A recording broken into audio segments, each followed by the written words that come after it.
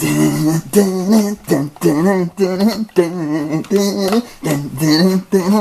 if I should do one just like this. Hello, welcome again. Welcome back after that brief little gap to the chair reviews. This time I was just humming. It took me ages to remember.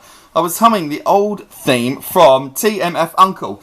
Team motherfucking Uncle. But it's the Man from U.N.C.L.E. The Man from U.N.C.L.E. The old 60s show that starred Napoleon Solo. It didn't star Napoleon Solo. It starred Robert Vaughn and David McCallum as Napoleon Solo and Ilya Kuryakin, an American and a Russian spy. Great thanks!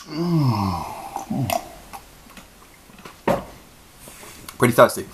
I don't remember it too much. I remember liking it a lot back in the day. It was kind of a James Bond for TV, although they were TV movies. Pretty long. Well, an hour and a half. Yeah, so this is an update of that, or a reimagining of that. Not very heavily reimagined. It still stars Napoleon, it still features Napoleon Solo and Ilya Kuryakin. They're still American and Russian. They were quite good friends in the series. I can't remember seeing the first one. It was in like 1960 something, probably. But they are really not good friends in this at all. It's a setup movie. It's the Man from U.N.C.L.E. Begins. That would have been a nice title. But yes, it's now directed. This is directed by Guy Ritchie of Lock, Stock. You know him. You know Ritchie. You know Ritchie, the pretend Cockney lad who's actually not. But him, Lock, Stock, Snatch. Recently, the Sherlock Holmes films, because he had a dip, and then Sherlock Holmes brought him right back into the game, and they've given him this film to make, which looks pretty expensive. I'm sure it's around the 60 million or something, at least. So they've given him this to make. They've given him this franchise Kickstarter to direct, and it's a Guy Ritchie film. It's a Guy Ritchie film. He's very glossy, isn't he? He's very keen on style. Lots of things that he does. Lots of flash, cuts, flash panning around. He's interesting. He's interested in style more than substance. He's gone a little bit too far here, I would suggest, with that motif. So it stars Henry Cavill, everyone's favourite not Superman, because he's not him. There's only one, and it is Reeve. It remains Reeve. But anyway, Henry Cavill has the cape, doesn't he? And it made me realise watching this film why I didn't like him as Superman so much either. There's not a lot behind the eyes, I'll be honest. He's incredibly handsome. There's not an awful lot behind the eyes. Not so much coming through the performances, and it doesn't here. Plus, a director says, yes, go with that. He's come up with this voice that's pretty much Agent Smith from The Matrix. He grabbed my car, and then I moved away, and it's verging on that, and it's a bit too alienating. It's a bit too weird. It's not awful, but it's just really strange. If you're going to do that, then I'll do this, and it goes on and on and on. Like he's like that throughout the whole film. But anyway, it stars him. And it also stars Armie Hammer, who was one of the twins, the Winklevi twins from Social Network. He was also the Lone Ranger.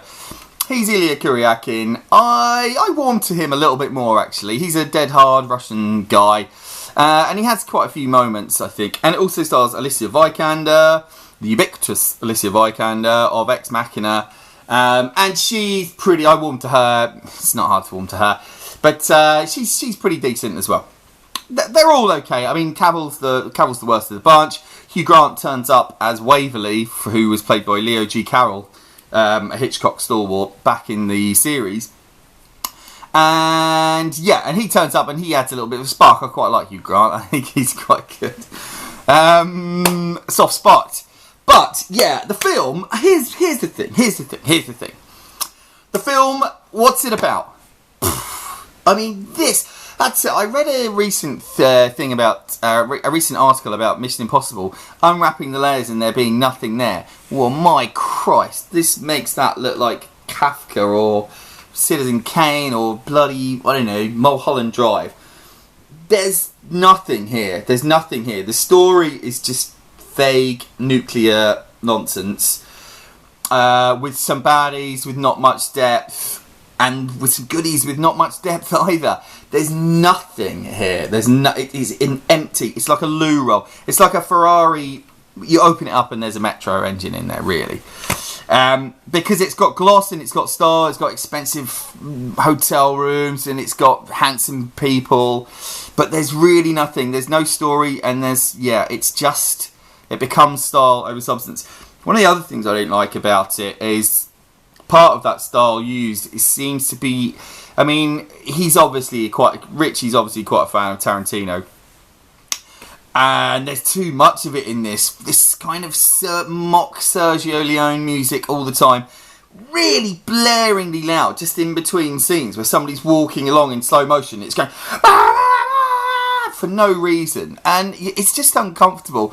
Big yellow subtitles all over the screen, kind of like, like Giallo films, like Inglourious Basterds was ripping off. And there's a little bit too much of this, and I was not keen. Crash zooms for action scenes, like in and out. I don't like that, and I just found it uncomfortable. The action scenes, when they come, are a little bit boring. There's one. There's a really, really great one, which I thought, oh no, hang on, here we are. This is something. There's a really funny boat chase one, just a nicely worked scene. Well, look out for that. There are some other action scenes though that are just a tad dull. Not all of them, but some of them just like, what's the point of this? And some quite serious nastiness coming into it as well, which is quite weird. The thing is, it's not all bad. It is kind of it's not charming. Sorry, that's the thing. It is kind of funny in parts.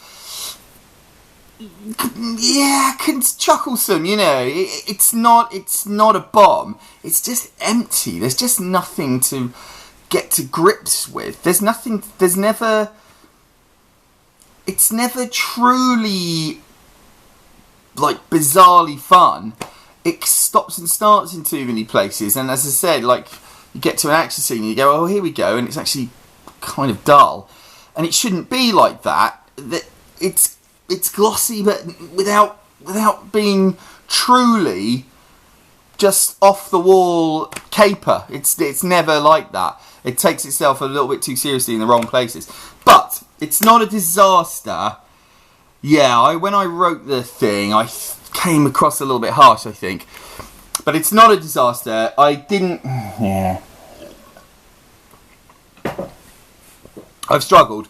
I'm going to say a high chair. So that's the top end of average. Because it does look good, you know. That is worth something. He is a stylish man. I saw one person writing saying it's the best looking boring film they've ever seen. Yeah, I wouldn't go as far as boring. That's not really fair. You can feed your baby in it. You can. It's a high chair. Yeah, it's a little bit too stylized. It's a little bit empty. I've said that loads of times. Is there anything else I can bloody think of? No. The Man From U.N.C.L.E, it's a high chair. Yeah, give it a watch. Probably give it a miss at the cinema though.